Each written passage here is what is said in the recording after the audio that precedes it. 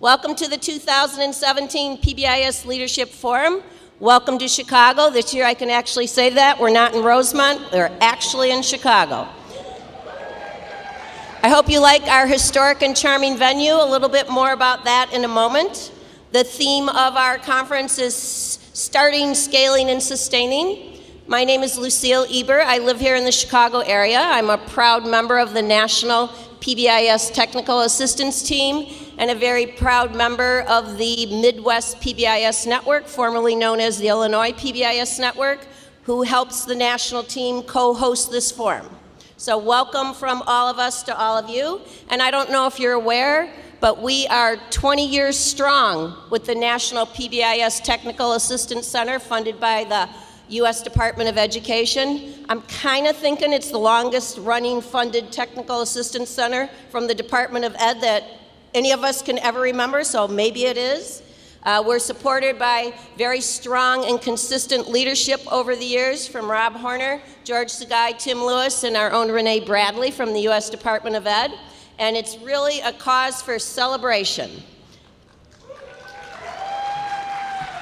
You know, when you think about what we have accomplished, somebody shared with me this picture the other day, and if you look at it really closely, what you're going to see is a geography worksheet from one of the study sites in one of our PBIS studies. The question being asked are, what are the 4 coordinate directions? The answer given by the student was respectful, responsible, safe, and ready to learn. So when Susan Barrett sent me that slide last Friday, I immediately wrote her back and said, I hope he got extra credit points. You know, behavior, geography, what was more important to that kid, huh? So, you know, when we're going to learn about more what we've accomplished in 20 years, but I just couldn't resist sharing that one with you, right? How many of you, this is your first PBIS Leadership Forum? Raise them up. Rob, what percent is this? 47%? I think we're up to 62%. It always amazes us after 15 years of running a national forum. A few years before that, we ran coaches forums. How many more people say that this is their first forum? How many of us have been to 3 or more forums before? Excellent, excellent. So welcome to all of you for whom it's your first time, and welcome back for you diehards that are with us every year. When you look at our history, the bars go up. The bars are almost off the chart, and we're probably perhaps 2,600 strong, only 2,200 in this room, and wherever our friends are down in the other room, listening in the overflow room, we welcome you too. And if you want to know where people are coming from, they're coming from 49 states, 2 U.S. territories, and 5 countries. And so you might meet people from places you haven't met people before. So keep an eye on those name tags. We may be missing a few people, and we wish a heartfelt and speedy recovery to our colleagues and friends who couldn't make it here. And I wanted to, thank you.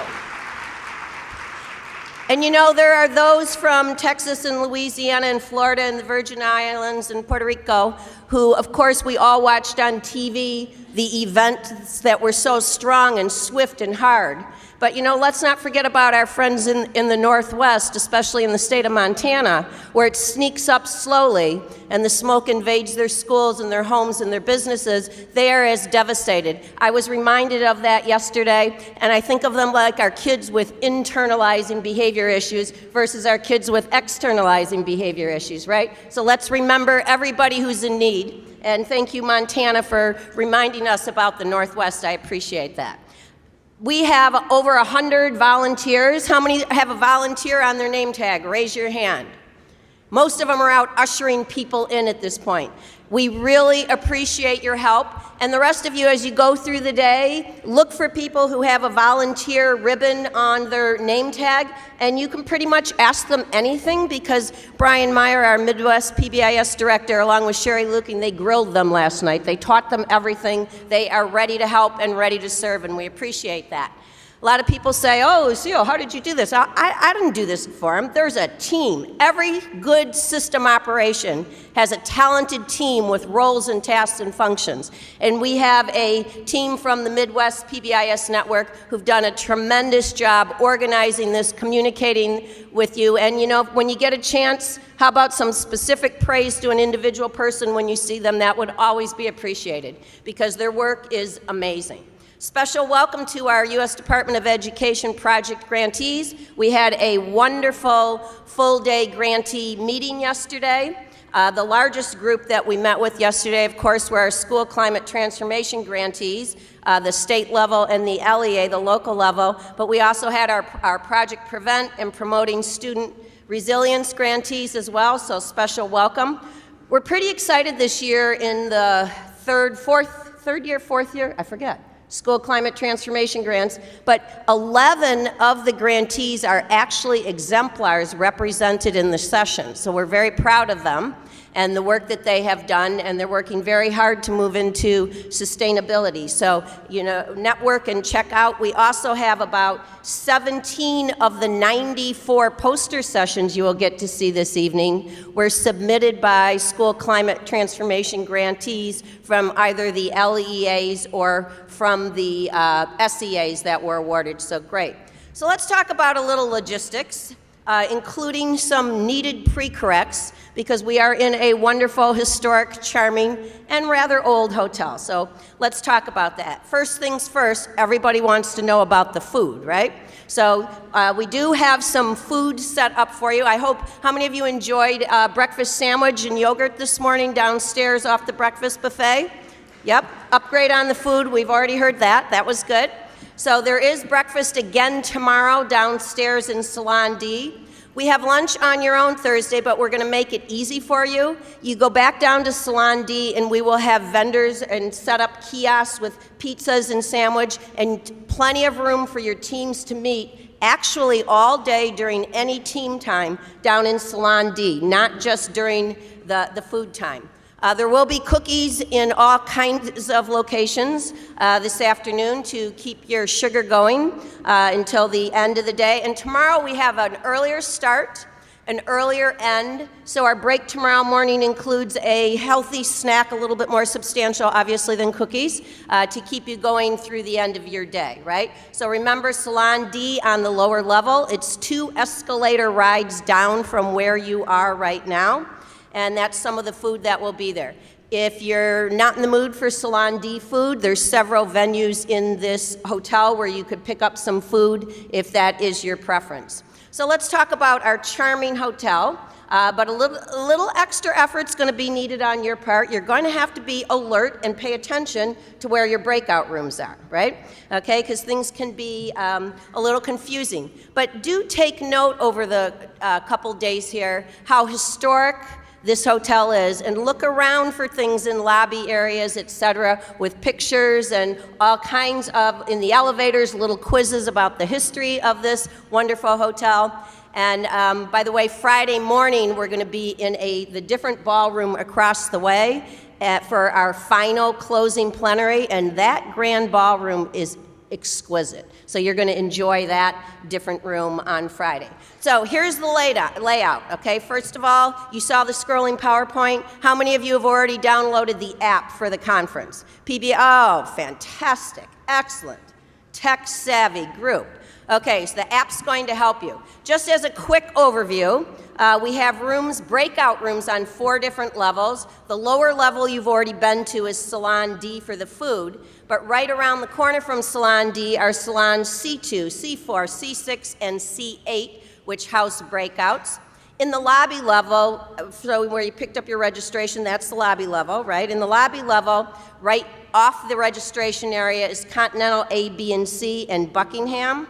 Now, second floor is a little confusing. You are on the second floor right now in the International Ballroom, okay? One breakout this morning will be on this side, did I get that right, Brian, of the ballroom. So when we are done and you get your half hour of team time, if you're sitting on this side, they're going to ask you to either stay out of the way by getting closer that way or moving this way, because they're going to pull an air wall just on one side of this room for today.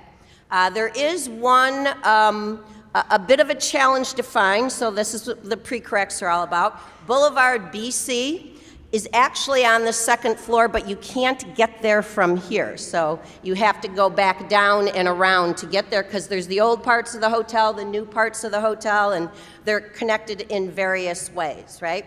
The third floor rooms, Astoria, Joliet, PDR 2, Waldorf, Williford A and B and C. Those are all the breakouts on the third floor. Now, you know, we're all about predict and prevent, and we don't want anybody feeling like they're in the midst of mass confusion, which is easy to do in an old building. So I'm going to give you just a couple more thoughts about how to get where you need to go from this room, right? So you're in here now. Remember, you're coming back here tomorrow morning a little earlier for an earlier keynote at 8 o'clock. And the only way to get here is to come up the escalator or the stairs. It's in a special spot over here, right? And again, the grand ballroom for Friday's closing is across the hall, and you get there the same way. On Friday morning, if you wanted to go straight to the grand ballroom, you could get there from the elevator. Too much information? Just want you to know all the nuances. Okay.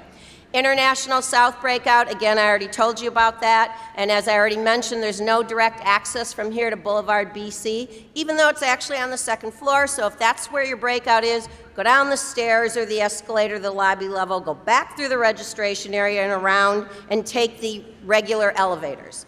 If you're in your room, just take the elevators and get off at the second floor if you stop back in your room. All of this information that I'm rattling off rather quickly is on the app.